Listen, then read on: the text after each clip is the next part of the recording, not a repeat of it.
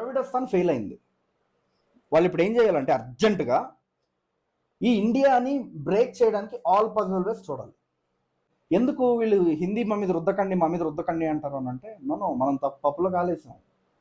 నిజానికి మనం ఇక్కడ అర్థం చేసుకోవాల్సింది ఏంటంటే, వాళ్ళ ద్వేషం హిందీ మీద కాదు, హిందూ ఐడెంటిటీ మీద. హిందీ అనేది ఎక్కడి నుంచి వచ్చింది? దేవనాగరి లిపి. దేవనాగరి లిపి యాక్చువల్గా దేనికి సంబంధించింది? సంస్కృత భాషకు సంబంధించింది. హిందీని ఆపేస్తే ఆటోమేటిక్గా సాంస్క్రిట్ ఆగిపోద్ది. ఇది వాళ్ళ ఎజెండా. కానీ ఇది ఎవ్వరూ దీన్ని డిస్కస్ చేయరు. ఇది క్లియర్ కట్గా వాళ్ళ ఎజెండా ఇది. మీరు ఇక్కడ విషయం గమనించండి. హిందీ వద్దు, హిందీ రుద్దకండి అంటారు. ఎప్పుడైనా ఎక్కడైనా ఉర్దూ వద్దు అని మీరు విన్నారా? మీరు వింటే నాకు చెప్పండి.